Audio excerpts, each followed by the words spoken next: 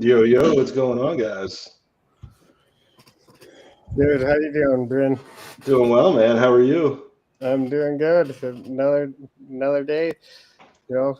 Another day in paradise, right? Yeah, another day in paradise. Yep, exactly. How you doing, Sean?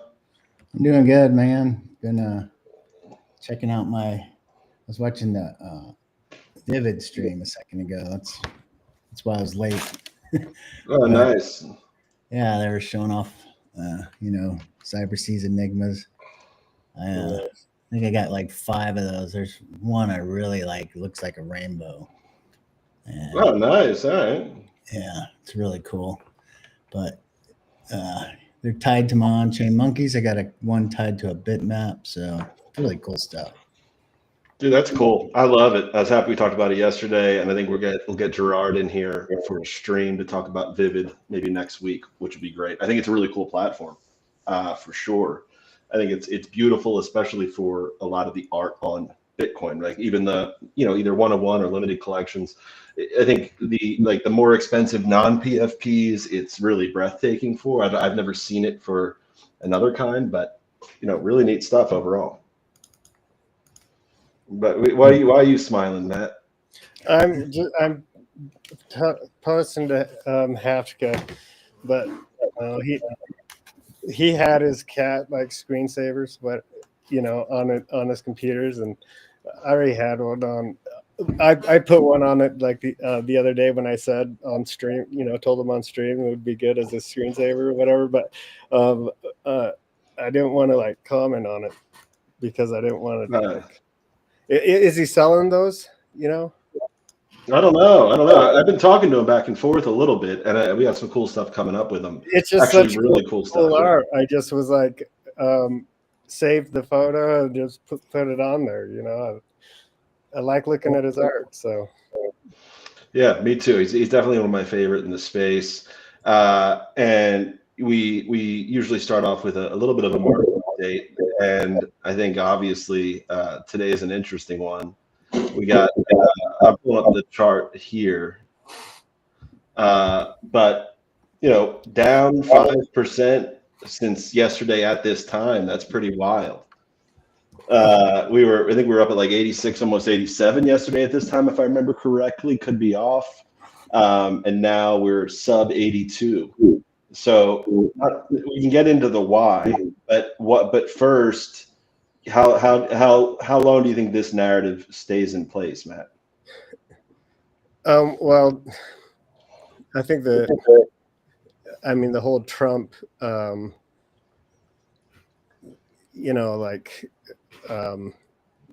messing things up. We're going to hear that from people. I agree with a lot of things, but I'll give you my reasoning on it.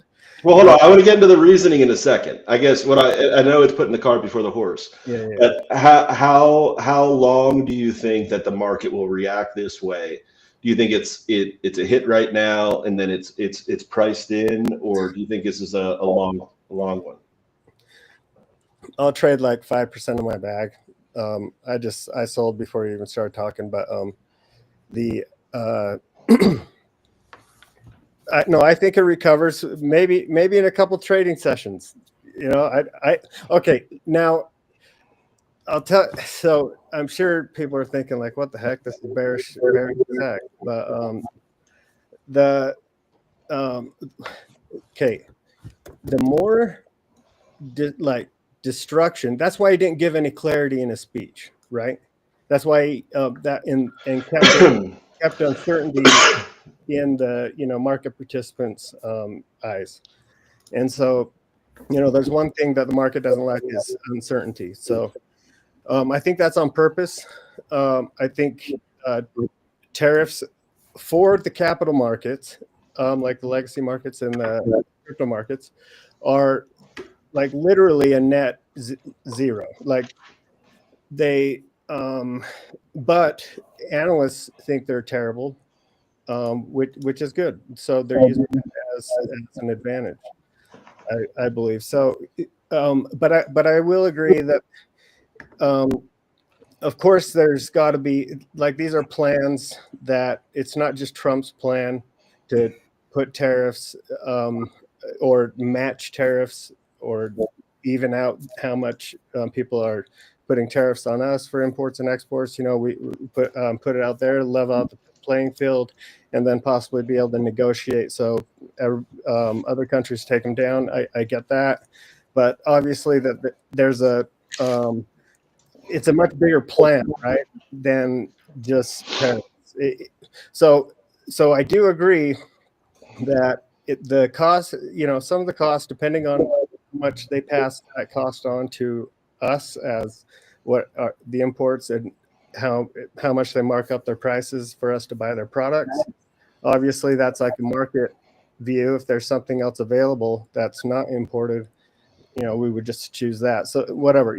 I'll be interested to see exactly how much certain things are actually obviously cost more after these tariffs go into effect, especially with China being above 50% or something. So, but I do agree that it is terrible for small businesses. It's in the short term before whatever fix, right? Because it all kind of depends on if there's another fix that Trump and the rest of his administration have a plan to kind of even this out for the middle class, right? Mm-hmm. And the actual business economy, small businesses in general, and jobs and stuff like that. So, but for the average citizen, I do think that it's definitely destructive, and it's going to be tougher times unless there's a fix, right? But I think overall it's going to be tougher times. So I do agree with that.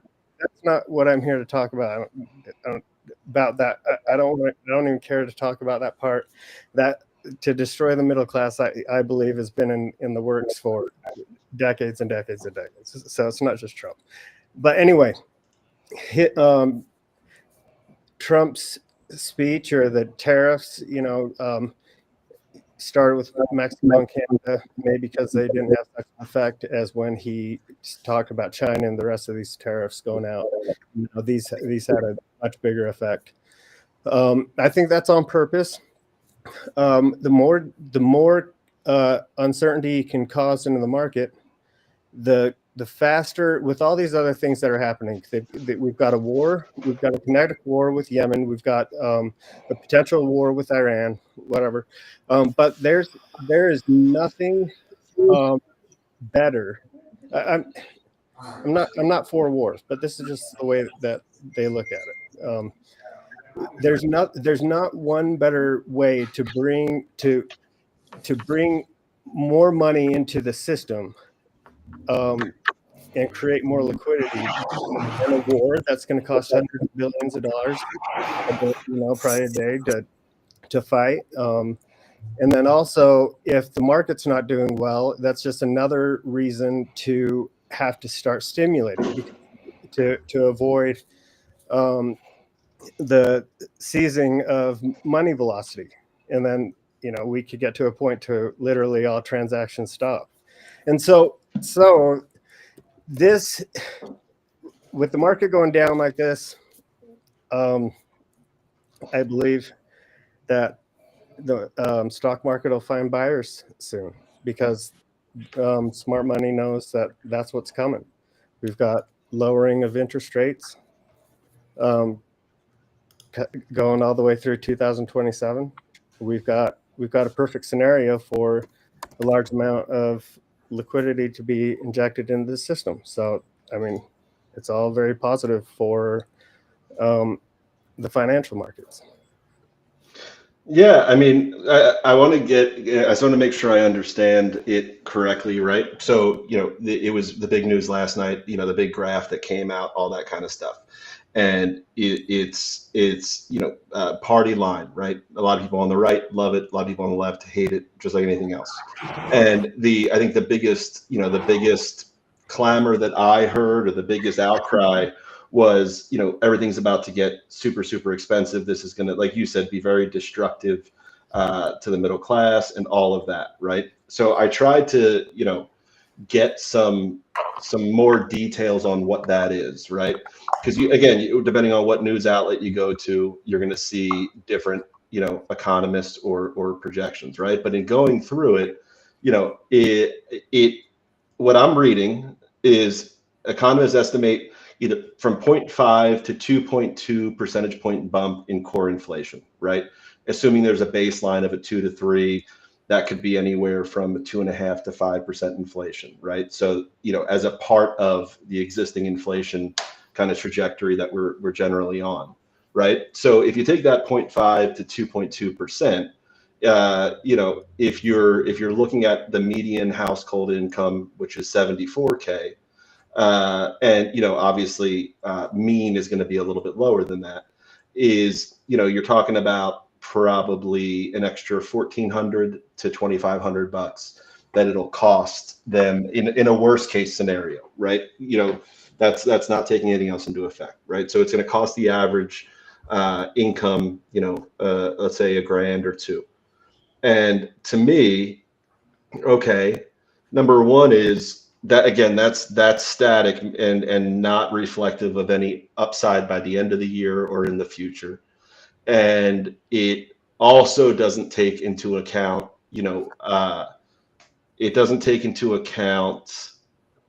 the other benefits aside the economic benefits or the financial benefits that this provides, right? So number one is, I think if you're on the right or left, you have a different opinion, but long-term, this is good. A conservative would say long-term, this is good. Short-term, it's going to be painful. Well, it's painful to about $1,000 or $2,000 per income, right? And long term, number one is, I think that, if there is an increase in demand, let's say in manufacturing in the US, let's say it's cars or whatever, even foreign automobiles that are manufactured here, Toyota, et cetera, it's going to be an uptick in jobs, right? That won't be right away.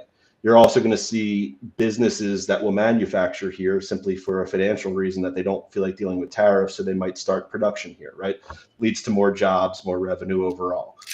And, aside from all that, you kind of are repositioning the US into the position it should be in, even just logically. You saw they call them reciprocal tariffs. It wasn't exactly reciprocal. The math wasn't, the math wasn't entirely, representative of tariffs that are placed on us, but the imbalance nonetheless is still there. We're getting tariffs at a much higher rate than a lot of these countries that depend on us entirely, or at least dramatically more than we depend on anybody else.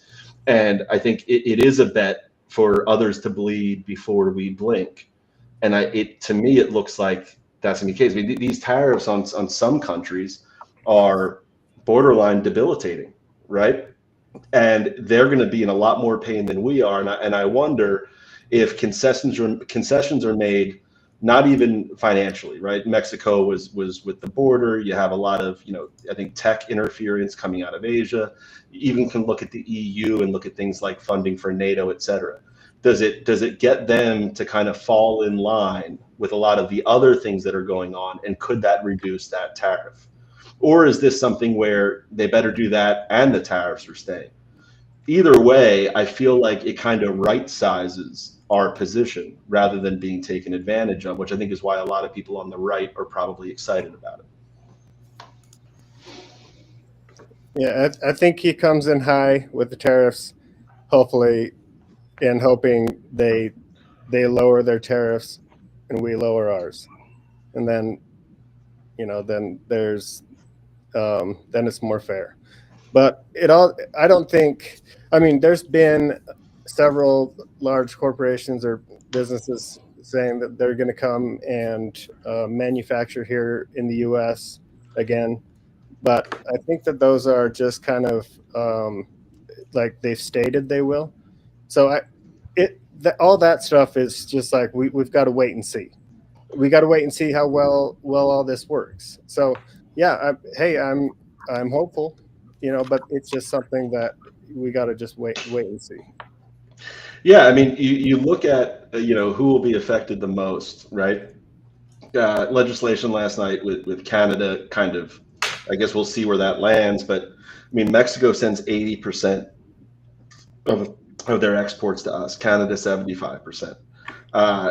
China is exports $500 billion to the U.S., which is 16.5% of our imports, and now they're going to get taxed 60%. I mean, that's massive. Germany as well, especially automotively. I mean, I don't know. I feel like if you're you saw Canada's reaction to tariffs the first time, which was I would say panic. And you're going to have a lot of nations panicking at once. I don't think it's as linear as this is just an economic move. I think it's a flex, and I don't know. It's interesting. You even see, and I saw it going around the internet last night a bit, and then I did some research into it, and there isn't a ton of detail, but this idea that the IRS could be replaced with the ERS, right? So external revenue, meaning that the same kind of emphasis placed on our own citizens is going to be placed on these foreign countries, and making sure that they're compliant with tariffs, et cetera. I mean, to me, just again, philosophically, from a 30,000-foot view, I feel like that's the way it should be. And I feel like it's far more American than having agencies breathing down citizens' throats. So symbolically, I'm down for all of it. And if those numbers are correct, where you're going to see a CPI index go up, maybe 2 points, and inflation maybe increase a 0.5 percentage point to 2.5 percentage points. It seems like there's a lot of upside for that pain, even in the short term, but definitely in the long term. So you're talking about like consumer spending. Yeah. Well, so I think it was last week, consumer spend. Well, first they came out and said inflation is just 0.02% above what we first thought, what our expectations were going to be for this month. And then they said that's good because consumer spending is up. And so consumer confidence is up. And so the economy is doing good. But that's kind of like an oxymoron. It's like, well, consumer spending was up because prices were higher. I mean, they didn't have a choice. They wanted to buy a loaf of bread for $2, but now they have to spend $3. It's like, that's why consumer spending was up. I don't know, whatever. The language in their reporting is very, is just like hilarious to me. But anyway, it's all part of the game. It's all to get us off of worrying about inflation. And now it's tariffs, and then soon it's going to be saving the economy, or the war. And so now we need to just the Fed offloading mortgage-backed securities. So that's a form of not tightening anymore, and then using that money to buy U.S. Treasuries back onto their balance sheet, is massively stimulus for the economy, for the financial system. And so we're just gonna have a lot of dollars coming, and a lot of easy money. It's going to be great for the stock markets. It's going to be terrible for inflation, and that's what it's going to be. I mean, it's just the way we've been kicking this can down the road. They've got to come up with creative ways to keep on debasing the purchasing power of the dollar.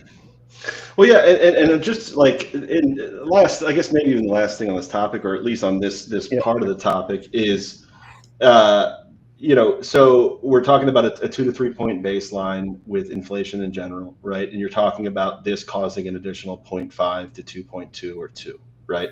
So let's say even on the high side, you're talking about 4.5 percentage points this year that it'll go up, right? Well, if you look at it in context, in 2021, we're up 4.7%. In 2022, we're up 8%. In 2023, we're up 4.1%. Even last year, we're in 2024, cooling down at about 3.5%. That's probably about where we'll be. So, like, if you look at it in relative to previous years, the outcry about it, I don't think it's going to be any different than probably it's slightly better, specifically maybe even half of what 2022 inflation was. And and the people, it is so political because both sides do this. But the group that's the maddest now wasn't mad at 8% inflation, but we're really, really pissed off. It might be 4.5 this year.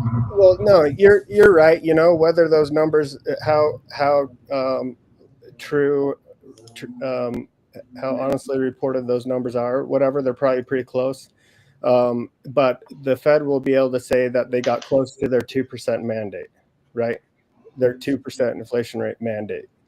And so they got to 3% or something. And so they'll be able to leave that narrative and comfortably, and everybody will be okay with it. And it's, the show goes on. So it's really good. It's really, I'm just saying good, not for the average person, but good for people that are in assets, or in the crypto market or in the stock market. I mean, you've got to play the game. You've got to be in assets. You can't be in the dollar. Yeah, and just to give context, in terms of who's saying the 0.5 to 2.2, it's Moody's Analytics and Oxford Economics are both saying the same exact figure, right? Because I guess they're using the same model. So I think that is pseudo consensus. Obviously, some sectors are much bigger, and this doesn't take into account. Yeah, so you're going to see a massive uptick in, let's say automotive, because it's a high ticket item. If people make the alternative decision to buy domestically, it's not going to reach that same number. So I don't know. I think it's interesting. I don't know how long it'll affect I feel like it'll have a shorter, at least not to say not as large, but just a shorter effect on the crypto markets, and potentially a little longer in traditional markets. I was looking as of about 25 minutes ago, Dow's down 1,400, S&P loses 4%. So I know that they're tied together in terms of crypto, and more or less tied in this kind of scenario to the crypto markets. But I don't know how long that'll last. Well, crypto is actually it looks like the stock market's reacting worse to the news than the crypto markets, and maybe it's because people are finding safety in crypto more so than I know they're finding safety in gold, but they're not finding safety in the dollar, which is usually the case. But yeah. Yeah, and I just feel like there's going to be, I think there's some silver lining, like you're saying, if people find refuge in the crypto markets. I agree, and I just feel like coming out of this kind of news, is there going to be, because it's already been talked about, some sort of stimulus, right? So if it's affecting the median income, $1,500, is there a stimulus that's larger than that? Not that that doesn't cause more inflation, but it offsets maybe some of that pain. I guess we'll see. Well, that's not really what raises the markets. It's Oh, I'm not talking about raising the markets. I think I'm talking about just offsetting any of the inflationary impact. Yeah, maybe. Yeah, because people save that money, like most of it, I guess. Yeah. So, yeah, but I think the uncertainty that Trump, the language he used, was actually good because it just brought more fear into the markets. It makes it so Treasury Secretary Scott Bessent and Trump and even people on the other side of the aisle can get their lower interest rates this next Fed meeting.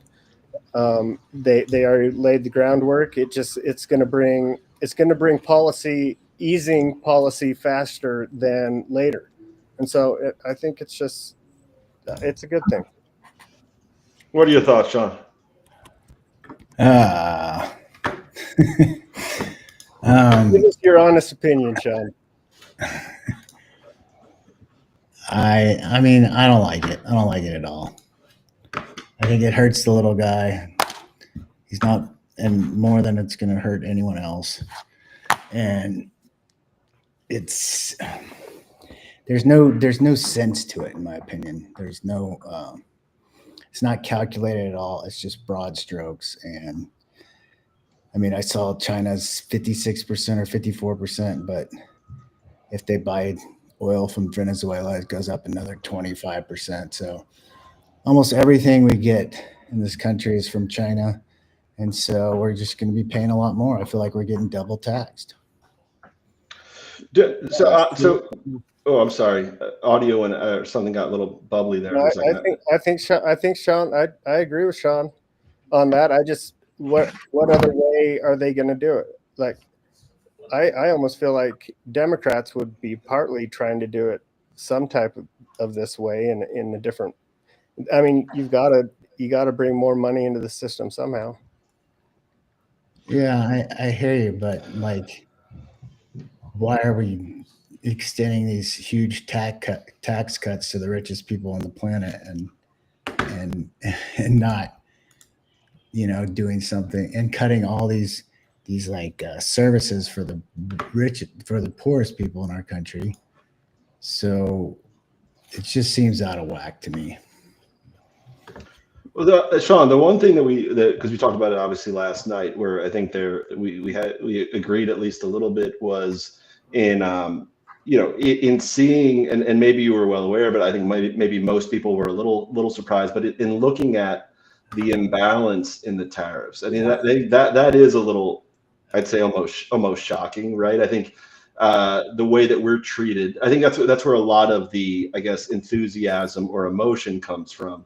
Is we provide a lot, yet we have we're getting higher tariffs placed on us than we're placing on others, and that does seem odd. Now, I think I think the argument would be there's different ways to go about it. Do you do it I guess more gently or with more precision or whatever? But to a point, it's almost like I feel like we've nothing else is. We're here after decades and decades of this type of kind of either trade agreements or just agreements in general. I don't know. Would people prefer it goes slower? Are people okay with us kind of losing on these things? I don't know.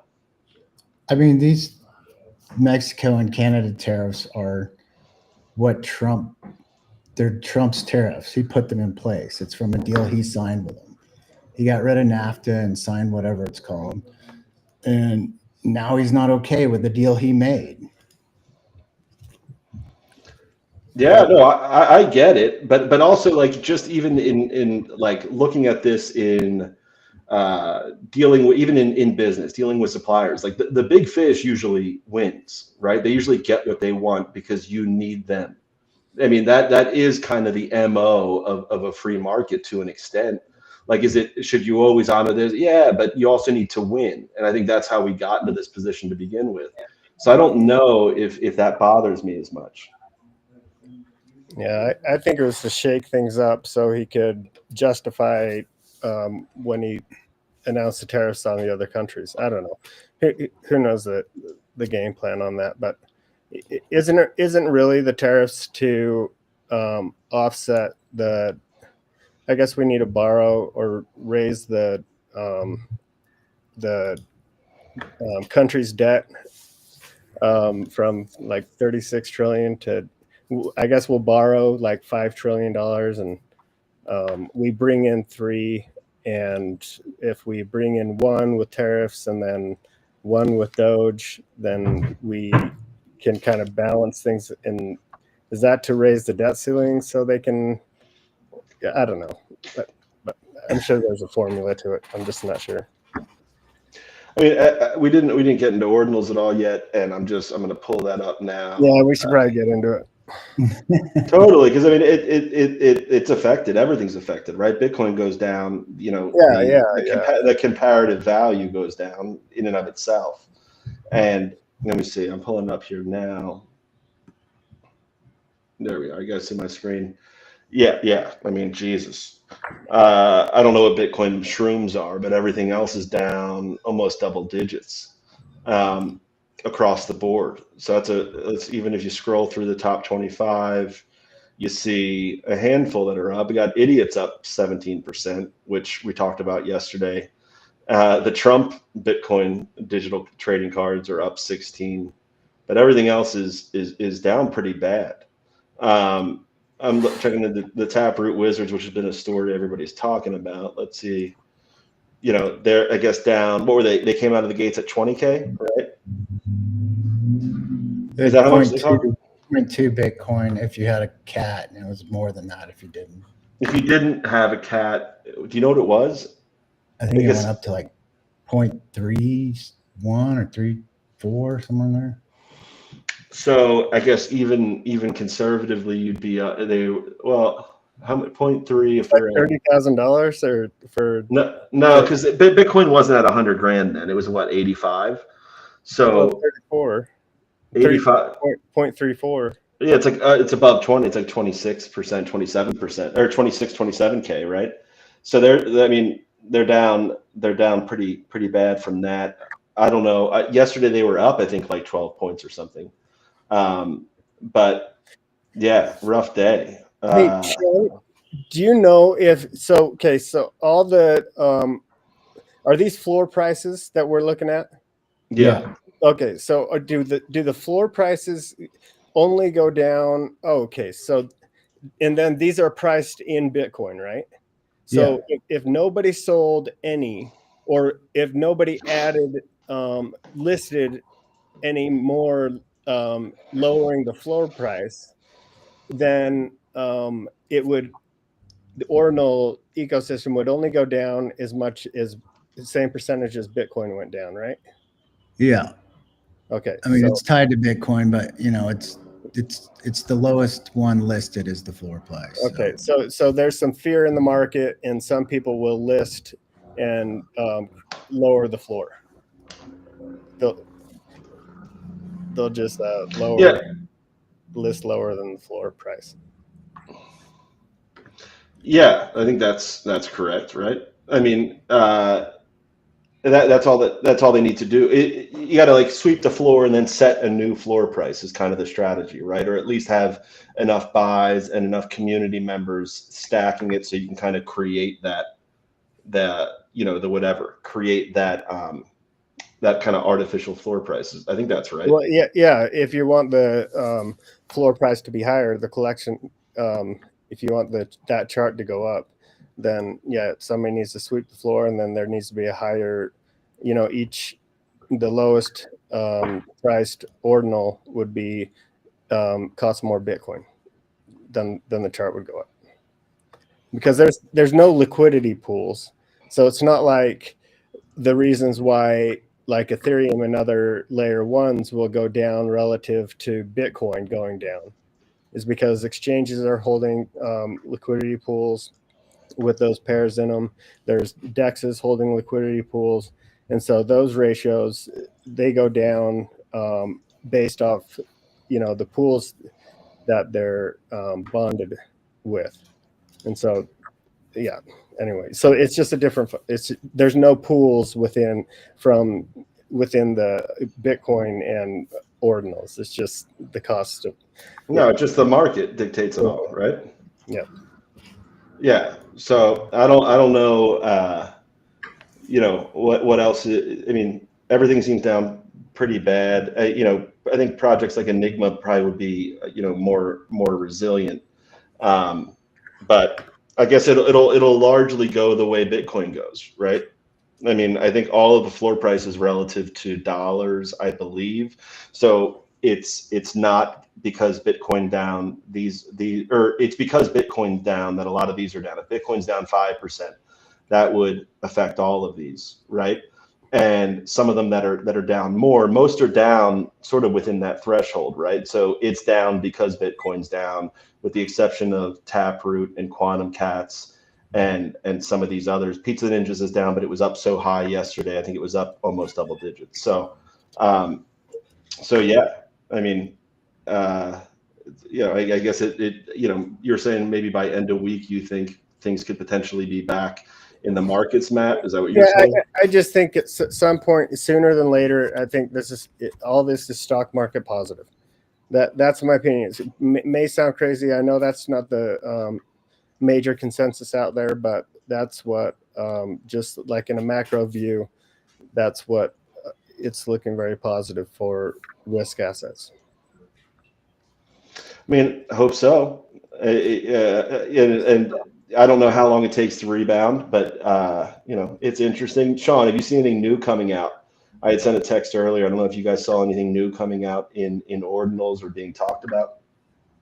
Just that Eternals mints tomorrow. I don't know exactly what time, but I think it said like 18 hours from now it mints. Can we find them, pull them up? It's on if you go to Mint Launchpad. Mint.launch, how does it? On the top, just go to Mint of your screen there. Launchpad. That's everything that's minting right now. So if you go, like, if you hit Enigma's got a few more. It looks like they released 200 more. Okay. And they have about 90 or 89 left to sell. But it looks like in 3 minutes they're gonna move to anyone in the public can get one. So that'll probably mint out really quick. And then our tunnels, if you click on that, it'll show you. What are you saying to click on? Like the Bitcoin Eternals right there. If you click on, just click on that. That's the mint page for Magic Eden. You can see that there's 18 hours and 4 minutes left for I guess probably whatever that says, and then VIP and then public. So it goes in stages. And it tells you your wallet's eligible or not. How many? Is it a 10,000 collection or? I think it's 4,444. Yep. Yeah, and they're at 0.0044, which is what, about $350? Is that right? Yeah. It's a lot of money for that collection if they mint it out. Well, they mint it out. Yeah, that's good. Good for them. Success. Yeah, They didn't yet, I guess, right? Well, they're close, aren't they? I think so. And yeah, Sean, this is the project that you got in as well. Yeah, I'm excited to. There's just a few left from people who had. I guess they got them for free. The claim. What's it at 98%? So I think after this clock runs out in 1 day and 11 hours, then they'll reveal your horses. Okay. You can buy those already on the secondary too. What was wasn't there like one of the kind of the original Ethereum plays was one of these kind of ideas, right? With the horses. Yeah. What was that called? I never got into it, but I remember it. Yeah, it was like kind of like the Shining Star example very early on. I think it was betting on your horses, they raced, etc. And I remember when I came in, that was one of the largest narratives out there, I believe. I know, and the games are like so simple. Like, yeah, like Pizza Ninja's game looks more. There's more put into it, right? That just by glancing over it. I think, But yeah, it's just amazing how simple those games were last cycle. Yeah, looking at their website, seems pretty cool. They're gonna have a rune that goes along with it that you can, I guess, trade out for these diamonds or whatever. And then there's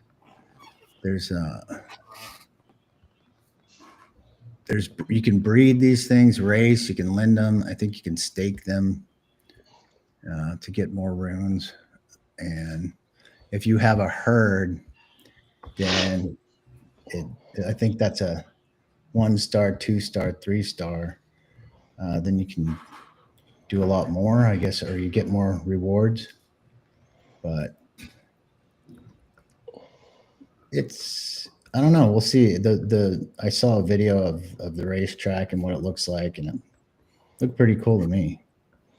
And so this collection's at a little over 4,000, right? So they're almost done. And what was, I'm sure, I think you already said it, Sean, but what was the cost? What was to get in, or was it just a claim? It was like really cheap, like $50 or something, I want to say.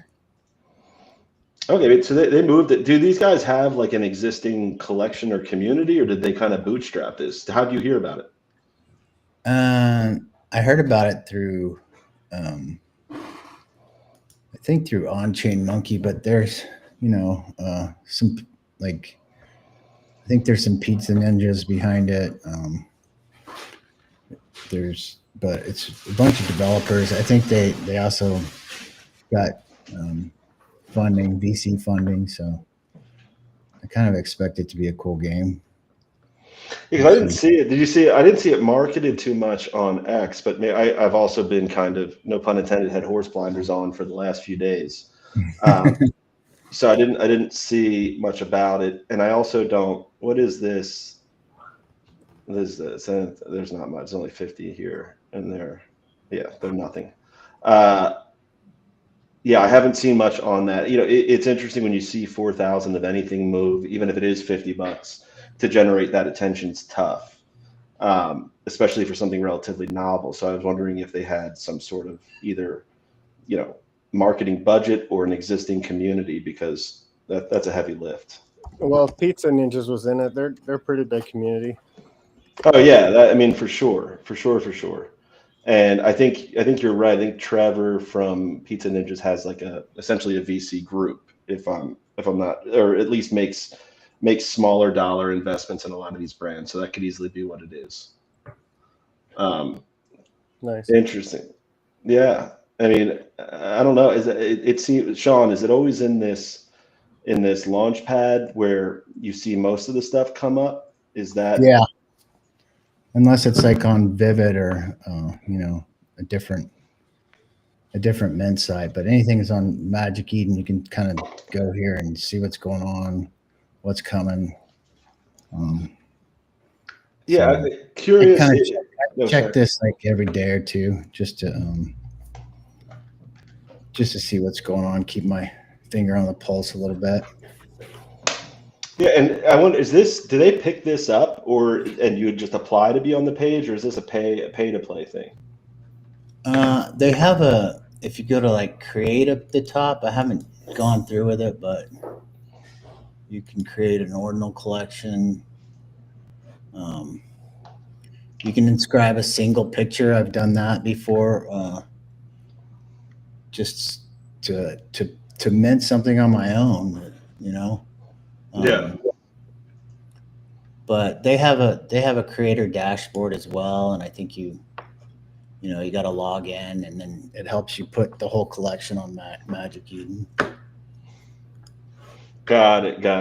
Yeah, I didn't. I just clicked it. I don't know if you guys can see my screen, but yeah, it seems. Yeah, because I know like if you're doing the kind of meme coin to advertise on any of those exchanges was expensive, but I feel like the Bitcoin or the Ordinal or the NFT space is far less inundated with new things coming out because it takes a little bit of effort to put together a collection, have a narrative, and some sort of purpose. So yeah, maybe it isn't the same kind of pay to play model. But can I share my screen? I wanted to show something real quick. Oh yeah, you got it. Let me do it. There we go.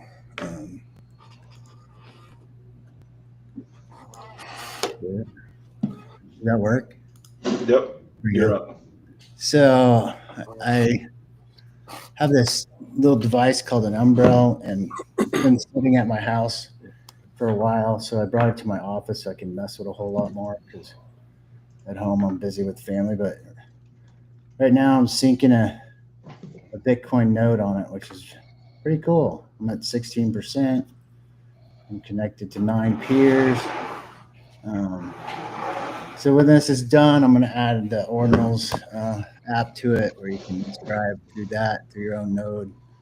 And then there's a couple, there's like block explorers you can add to this and stuff. It's me just, trying to learn a little bit about, Bitcoin and how things work, how things are programmed in.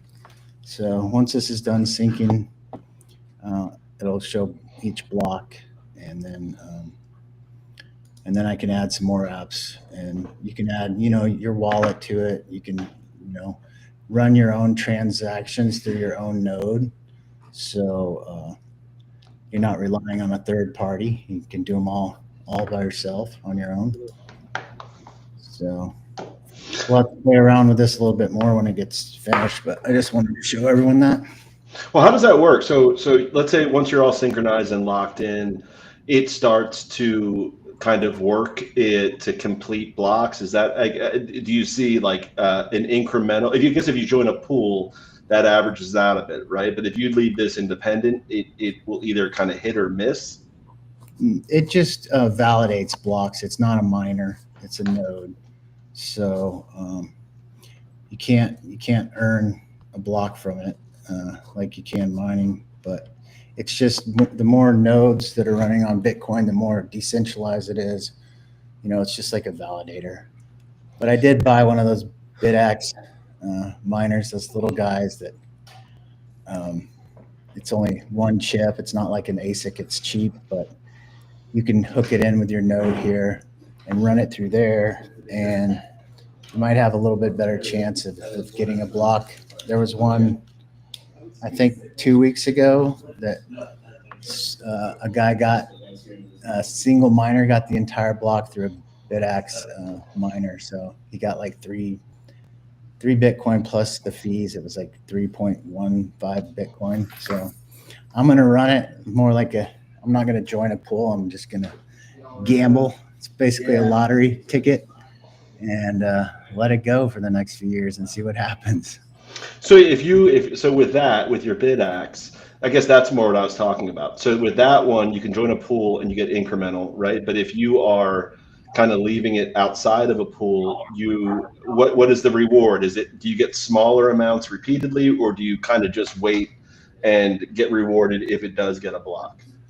Yeah, the only way I get rewarded on my own is if it mined a block on its own, and the reward right now is 3 Bitcoin per block. So you get all of that, and then you get whatever fees were going on in that transaction. Like when you buy an ordinal, you play however many sats the mem pulls at that moment, and so all those feeds add up as well, and so you get those as well. I mean, it's more like playing the lottery, but it's again you're messing around with the blockchain and learning and yeah. So I'm also going to install the Ordinals protocol onto this once it's finished, and you can inscribe through your own node, and you don't have to rely on like a Magic Eden or something. Got it. Dude, that's cool. It's like it is like a lottery ticket. It feels engaged. Does it give you an interface like this where you can see what's going on, or no? Yeah, it'll give me an interface, and I'll be able to run it through this node. And I guess the next step I got to do is set up a wallet, and there's lots of maybe I can switch to. Maybe I can switch to. Here, let's see. Switch to. There we go. See it, Chris. So are you essentially decentralizing the network more? Yeah, and like when the Ordinals market was real competitive and stuff, people were talking about running their own nodes to get in faster to get the drops and stuff. But you can see there's so here's my node. That's the only app I have on there right now. But you can there's a lot of decentralized things. I was looking at what was it? These I didn't know what a Noster was. So I was looking at that earlier. It's basically like a decentralized Twitter, decentralized like a working with your friends type of deal, sending messages. But going back to the Bitcoin stuff. So there's a Noster Wallet Connect, a Monero node you could run. You can show the mempool on there. And where's the ordinals?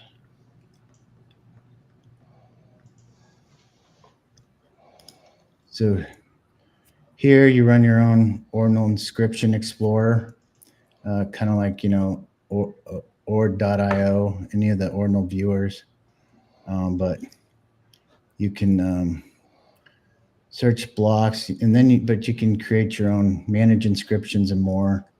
So gonna play around with this and do kind of like just trying to learn a little bit more about the block and how it operates and what's going on. So doing my part to keep the Bitcoin network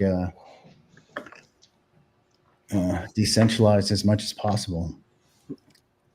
Amen, man. That's cool. I mean, I love the BitAct. That's really, really cool. I think that's coming today. So once I get that node finished and that set up, we can take a look at it.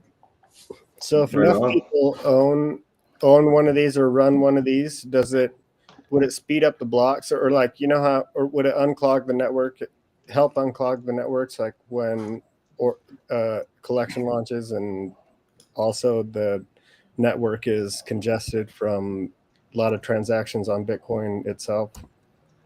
I don't think it can help make it any faster. It just is what it is. Bitcoin's meant for 10-minute blocks, basically. Or I guess lower the fees, the transaction fees. Those are all based on what it is on the mempool. So it's basically how much data is going to each block at a time, and is what drives fees. No matter how many nodes are out there. You're asking the wrong person, but I think it is what it is. There's people have those giant fields of mining machines, trying to get little pieces of the pie here and there.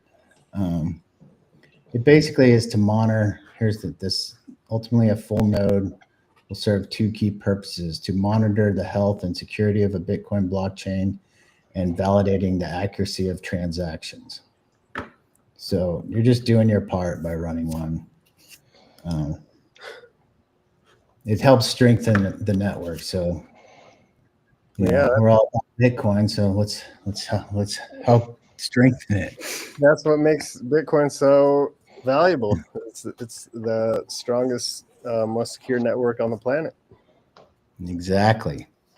Amen. Well, we're at the hour here. Let's I don't know. I got like 7 screens up getting our UX UI done, and half distracted because I want to get that done this week. So I don't know if there's anything you guys want to close out with or what, but I'm gonna hop back on this. No, I'm good. Right on.